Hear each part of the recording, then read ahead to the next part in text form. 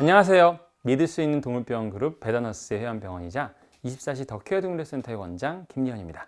이번에는 고양이 심장병에 대해서 알아보려고 합니다. 강아지는 제일 많이 걸리는 심장병이 이천판 폐쇄부전, MNVD라고 하는 질병이죠. 근데 고양이는 좀 달라요. 고양이는 심장 근육에 제일 많은 질병이 생깁니다. 그걸 심근병증이라고 하는데요. 바로 오늘은 그 심근병증에 대해서 알아보려고 합니다. 고양이는 심근병의 종류가 5가지 종류 있습니다. 어떤 종류냐에 따라서 지금의 단계가 어느 단계이냐에 따라서 심장의 모양과 크기가 전혀 변화가 없을 수도 있습니다. 그리고 심장의 잡음은 역류라는 것, 즉 판막의 움직임에 대한 소리가 나는 것인데 그런 역류가 없이, 역류가 심하지 않고 심근병이 생기는 경우도 많습니다. 그럼 먼저 어떤 종류의 심근병증이 있는지 살펴보도록 하겠습니다.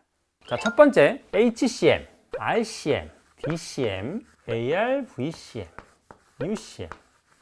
총 5가지 분류가 있습니다. HCM 같은 경우는 말 그대로 심근 자체가 두꺼워집니다. 자, 그런데 RCM은 이 심근이 쉽게 설명드려서 딱딱해져요. DCM은 다일레이션, 심근이 얇아집니다.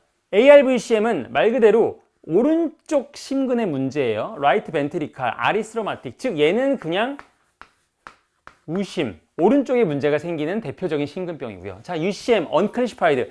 이 앞에 있는 4개 중에 어느 곳에도 속하지 않는 것이 UCM인 거죠. HCM의 특징도 있고, RCM의 특징도 있고, DCM의 특징도 있고, 모든 아이들이 섞여 있으면 UCM이라고 봐요. 또는 초기, HCM인지 RCM인지 잘 모르겠어. 왜냐하면 초기는 비슷하거든요. 그럼 UCM이라고도 볼 수 있어요. 그래서 초기를 구별하는 게 상당히 어렵습니다. 그래서 이렇게 5가지 분류가 있습니다. 이 5가지 분류가 표현형이라고 해요. 표현형은 말 그대로 심장이 어떤 모양이냐를 나타내는 거고요. 원인에 따른 분류는 그런 심근병증이 왜 생겼냐를 말씀드립니다. 원인에 따른 대표적인 것들이 이제 첫 번째로는 고혈압이 있어요. 고혈압이 생기면 심장이 세게 뛰죠. 세게 뛰니까 점차 두꺼워집니다. 그래서 HCM에 생기는 것들이 있고요. 그리고 이제 고혈압을 유발시킬 수 있는 다른 원인들이 있겠죠. 그런 원인들에 의해서 고혈압이 생기면 그 고혈압에 의해서 다시 또 HCM이 생기기도 합니다. 이제 그 사지선단증. 사지선단증 같은 경우는 말 그대로 사지, 4개의 다리가 두꺼워지는 그런 것을 얘기하는데 흔하지 않은 질병이고요. 그나마 좀 흔한 게 이제 갑상선 기능 항진증. 갑상선 기능이 올라간다. 갑상선 기능이 올라가면 몸이 계속 활력이 빨라지고 높아지거든요. 심장이 더 빨리 뛰고 세게 뛰기도 합니다. 고혈압이 생기는 원인이 되기도 하고요. 결국 그로 인해서 생기는 HCM이 있습니다. 또 하나 TMT라는 게 있습니다. TMT라는 건 뭐냐면 일시적인 심장이 두꺼워지는 질병을 얘기를 해요. 다른 원인에 의해서 대표적인 게 흥분 같은 걸로 인해서 카테콜라민이라는 몸에서 나오는 물질이 있거든요. 그게 갑자기 확 올라가요.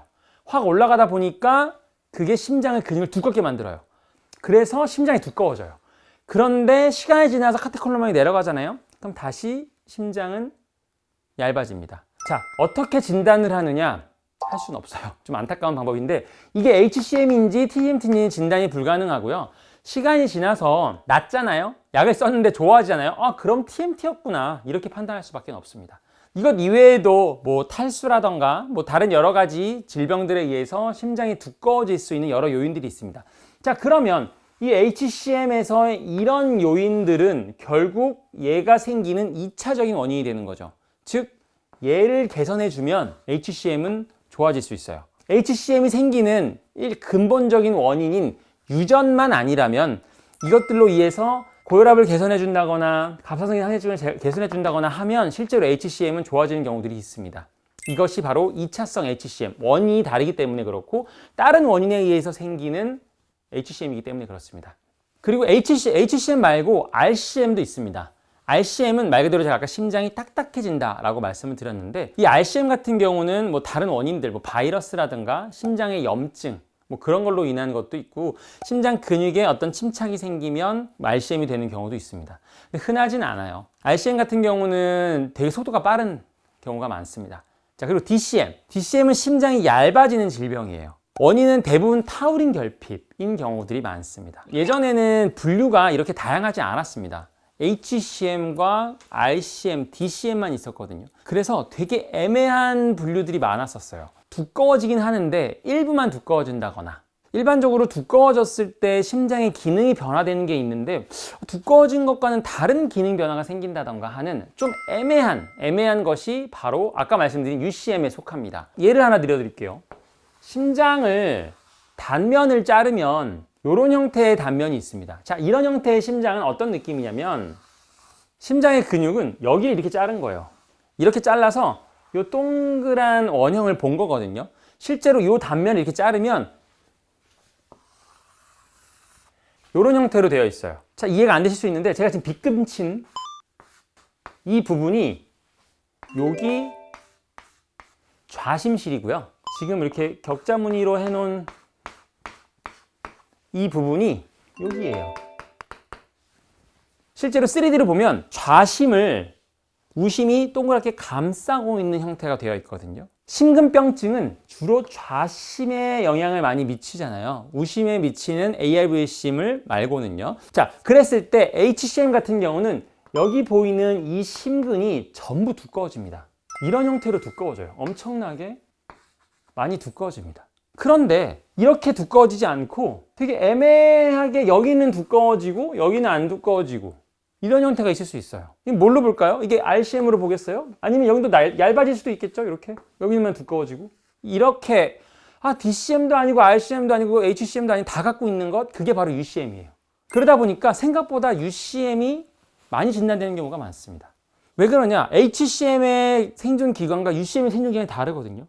HCM보다 UCM이 훨씬 더 깁니다. 그리고 진행 속도도 상당히 느려요. RCM은 진행 속도가 상당히 빠릅니다. 그리고 특이한 특징들이 있거든요. 각각 그런 심근병증마다. 근데 그런 것들을 보여지지 않거나 아주 복합적으로 보여지는 UCM들이 생각보다 많습니다.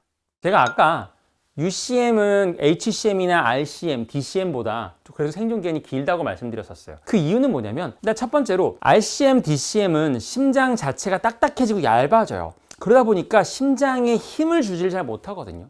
그만큼 악화 속도가 빨라집니다. HCM도 많이 두꺼워져요. 많이 두꺼워지니까 공간이 좁아져서 그 피를 제대로 받아들이지 못하거든요. 그러니까 그 두꺼워지면 두꺼워질수록, 딱딱해지면 딱딱해질수록, 얇아지면 얇아질수록 심장에서 악화된 속도가 빨라지는 거죠.